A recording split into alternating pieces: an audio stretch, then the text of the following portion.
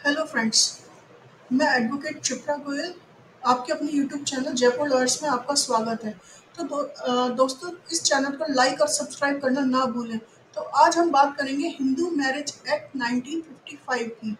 Hindu marriage act 1955 किस पर लागू होता है, इसका टाइटल क्या है, क्या कंडीशंस होती है हिंदू मैरिज की, सेरेमनीज क्या होती है, रजिस्ट्रेशन क्या होता है। तो आज हम डिस्कस करेंगे प्रीलिमिनरी। प्रीलिमिनरी में केवल 4 ही सेक्शन है: short title and extent, application of act, definitions, overriding effect of act. अब इस चारों सेक्शनों को हम याद करने के लिए हम इसका इस नाम से भी याद कर सकते हैं, shadow, SADO, shadow. It means, shadow की फुल फॉर्म क्या हुई? Short title and extent, application of act, definition and overriding effect of acts. तो अब आगे चलते हैं इसमें। अब बात करते हैं Hindu marriage act 1955। Act number कौन सा है? 25 है। किसका? 1955 का। ये कब लागू हुआ था? 18 मई 1955 को। An act to amend and codify the law relating to marriage among Hindus. और ये किस लिए आया था? हिंदू की मैरिज की कंडीशंस के लिए। Law relating to Hindu marriages. अब पहला आता है short title and extend. Short title, इस एक्ट का टाइटल क्या है? Hindu marriage act 1955।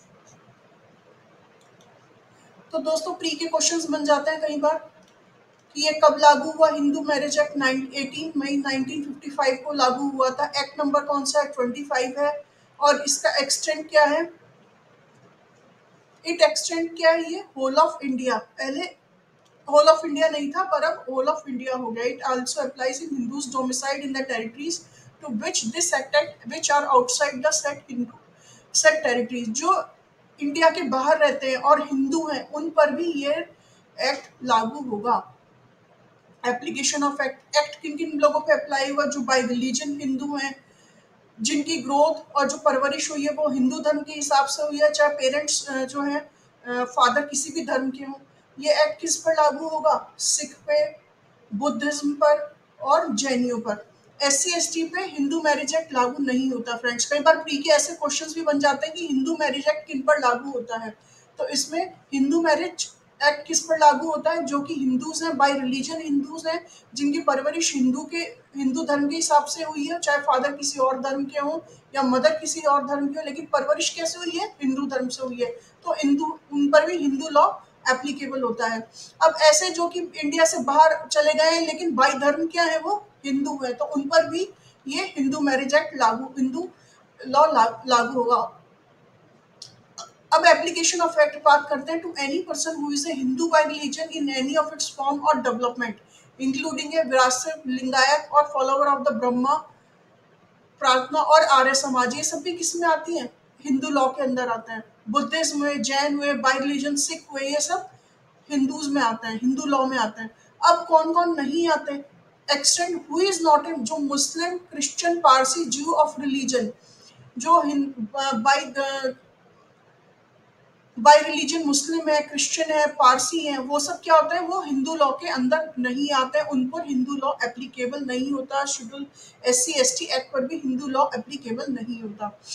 Custom or uses part of law in respect of in any of the matter deal with here in this act had not passed.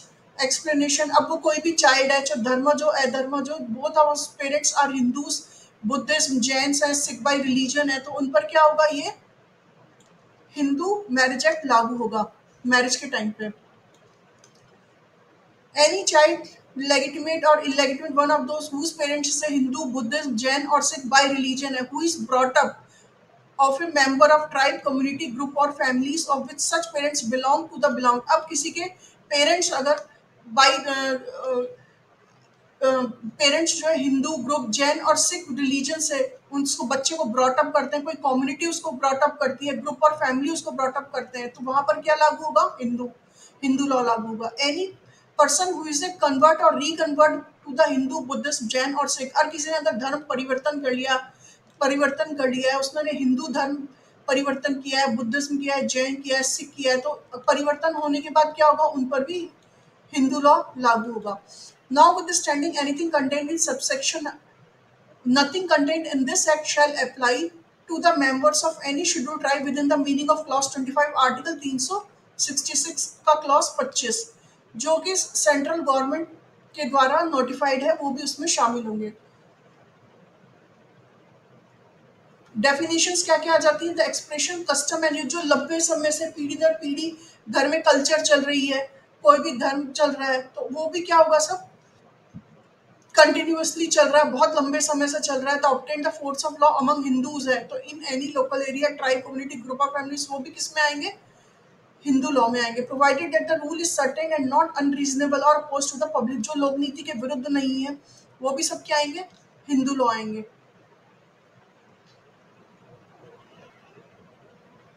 District courts means in any area for where there is a city civil court, that court in any other area, the principal civil court of original jurisdiction includes any other civil court which may be specified by the government by notification, the official judges having a jurisdiction in respect of matters deal with this act। अब इस act के लिए जो भी state government ने अपने official gazette में notification दिया है कि हाँ ये मैटर सुनने के लिए इस कोर्ट, ये कोर्ट का जुडिक्शन है, तो वो क्या कहलाएगी?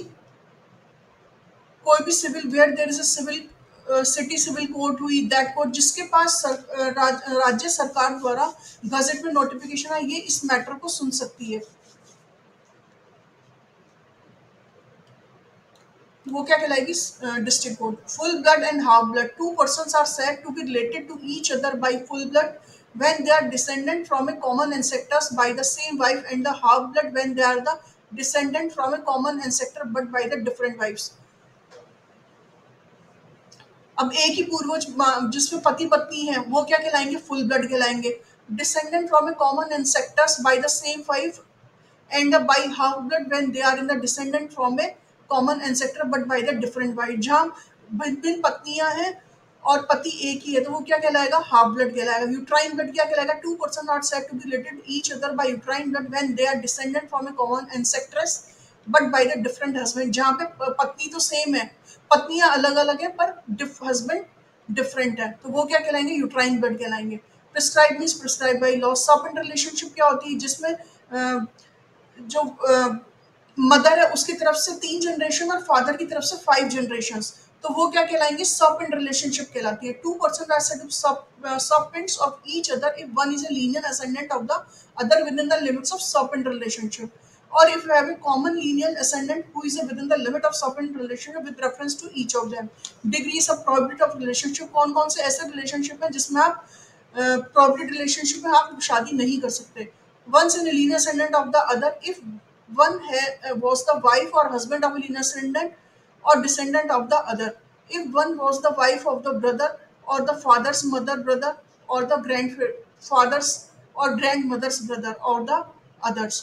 अब इसमें क्या है? जैसे पत्नी का भाई हो गया, फादर्स मदर ब्रदर हो गया, ये सब क्या है? प्रोहिबिटेड रिलेशनशिप में। ब्रदर एंड सिस्टर्स हो गए, अंकल एंड नीस हो गए, आंट और नेफ्यू हो गए, children of brother and sisters हो गए, टू ब्रदर्स और टू सिस्टर्स हो गए, ये सब क्या आपस में रिलेशनशिप मैरिज में नहीं कर सकते। For the purpose of clause F and G, relationship includes relationship by half or uterine blood as well as by full blood।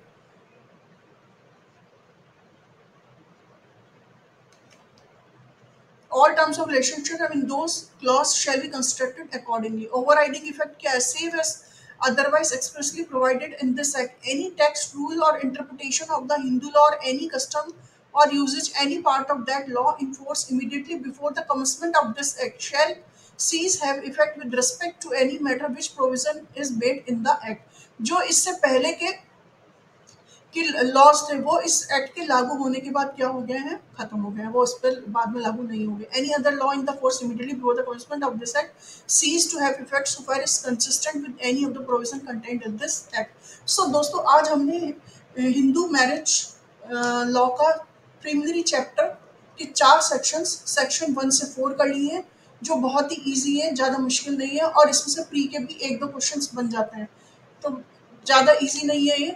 और आपको याद रखने में भी सिंपल से याद रखिए, shadow, short title, application of act, third definition, fourth है ओवरराइडिंग इफेक्ट ऑफ एक्ट्स। अब नेक्स्ट वीडियो में हम नेक्स्ट सेक्शंस के साथ मिलेंगे। Thank you. लाइक और सब्सक्राइब शेयर करना ना भूलें दोस्तों। और आपकी कोई भी क्वेरी इन सबसे रिलेटेड है तो आप कमेंट सेक्शन में ज़रूर लिखिएगा, तो आपको मैं आंसर दूंगी।